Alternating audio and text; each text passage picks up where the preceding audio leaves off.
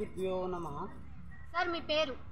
నా పేరు కంటే నేను ఎక్కువగా అల్లూరి సీతారామరాజుగా 10 సంవత్సరాలుగా ఇదే వేషధారణతో ఉంటున్నాను కనుక సీతారామరాజు అంటారు. మీరు ధ్యానంలోకి ఎప్పుడు వచ్చారు సార్? నేను అంటే మా ఊర్లో శివాలయం ఉండటం వల్ల చిన్నతనం నుంచి ధ్యానం యోగా అనేది తెలుసు. కాకపోతే మన కలియుగ పితామహ పత్రిజీ వారు ధ్యానం అనేది దాని గురించి 2006 నుంచి ధ్యాన మాస్టర్లు ప్రోత్సాహంతో నేను ఈ పత్రిజీ వారి ఆచరణ పాటిస్తూ ఈ ధ్యానంలోకి 2006 నుంచి ఉన్నాను. మీరు ఎప్పటి నుంచి వస్తున్నారు ఈ కర్తాలకి రావటం అయితే ఈ సంవత్సరం వచ్చాను నేను. అంటే నేను ఉత్తరిచ్చే డ్రైవర్ని. అయితే అనేక కార్యక్రమాల్లో నేను సీతారామరాజు వేషధారణతో ఇదే రకంగా శాకాహార ర్యాలీలోని అలాగే కట్టుబట్ట సాంప్రదాయాల కోసం ఎక్కువగా మన భారతీయ సనాతన ధర్మం కాపాడుకోవాలనే ఉద్దేశంతో ఈ కాషాయ వస్త్రాలు, ఈ రుద్రాక్షలు అల్లూరి సీతారామరాజు వేషధారణ భావితరాలకు తెలియాలనే ఉద్దేశంతో ఒకే లక్ష్యంతో నేను అనేక సందర్భాల్లో సీతారామరాజు వేషధారణ చేస్తున్నాను. ఓకే, అంటే మీరు ఇది ఎన్ని సంవత్సరాల నుంచి చేస్తున్నారు? కాస్త ఇంచుమించు 10 సంవత్సరాలు చేస్తున్నాను. ఈ యొక్క రూపాన్ని మా అమ్మాయి గుర్తించింది. అదేవిధంగా మా అమ్మాయి గుర్తించిన అంటే నేను మాకు పుట్టుగా మా పెద్దలు వేషధారులు కాదు, కాకపోయినా ఆ రూపం ఆయన రూపం మా అమ్మాయి నన్ను గుర్తించి నన్ను సీతారామరాజులా ఉంటామని స్కూల్ ఆగస్టు 15కి ఈ అల్లూరి సీతారామరాజు వేషధారణ వేయటంతో అలాగే ఒక పెద్దయిన డిఎస్పి గారి కోరిక మేరకు భావితరాల భవిష్యత్తు తెలియటం కోసం ఈ యొక్క సీతారామరాజు వేషధారణతో అనేక కార్యక్రమాల్లో ముఖ్యమైన సందర్భాల్లో ఆగస్టు 15కి అయితేనేమి, అక్టోబర్ జనవరి గాంధీ జయంతికి అయితే ఏ విధంగానైనా సరే నేను ఎక్కువ సందర్భాల్లో ఇలా పాల్గొంటున్నాను. ఓకే, ప్రతి ఈవెంట్కి మీరు ఈ వేషధారణలో ఉంటుంటాను. అంటే కర్తాలు అంటే నాకు కుదిరినప్పుడల్లా అనేక సందర్భాల్లో రావటం. ఎక్కువగా నేను మన పాలకొల్లు నుంచి భీమవరం మీదుగా పాదయాత్రగా ఇదే కవచాలతో కాస్త ఇంచుమించు 600 కిలోమీటర్ల దాకా వచ్చాను. సూపర్ సార్, మీరు 600 కిలోమీటర్ల పాదయాత్ర అంటే చాలా గ్రేట్. ఇదే వేషధారణతో ఇవే కవచాలతో ఇదే విధంగా. ఎందుకు అంటే ఇప్పుడు పిల్లలకి ఇప్పుడు జనరేషన్కి త్యాగదనులు తెలియట్లేదు. మన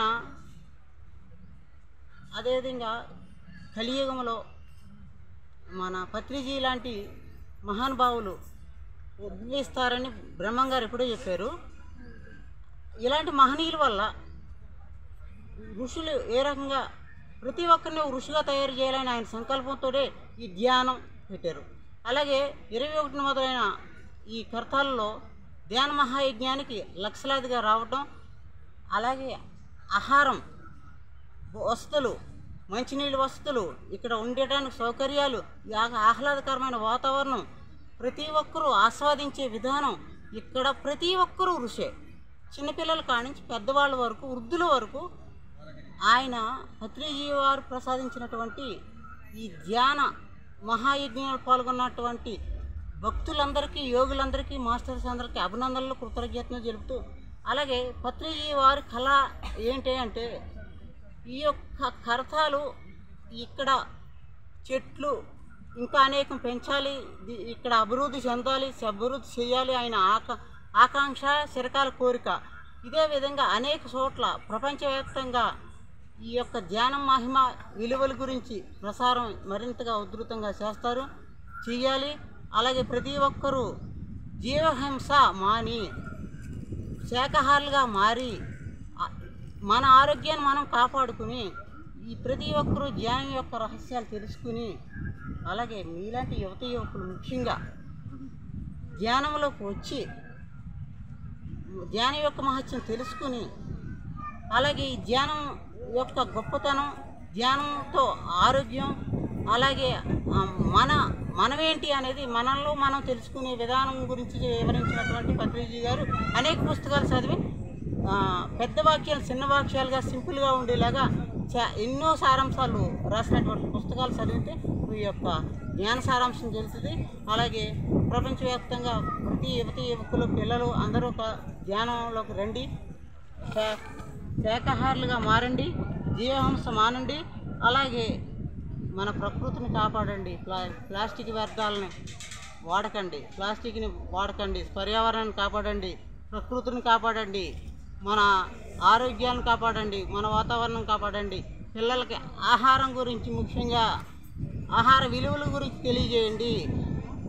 మన పిల్లలకి ఊరన్నమే కాకుండా మన పండించిన ఆర్గానిక్ పంటల్లో ఆహారం భుజించండి.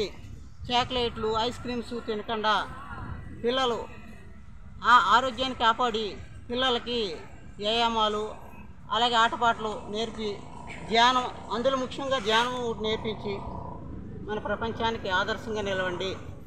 నేను కోరుకునేది పత్రిజీ గారి యొక్క కోరిక, చిరకాల వాంఛ. మన ప్రపంచవ్యాప్తంగా పిరమిడ్లు స్థాపించడమే కాకుండా శాకాహారులుగా మారాలి, శాకాహార జగత్తుగా ఉండాలని కోరుకుంటూ నమస్తే.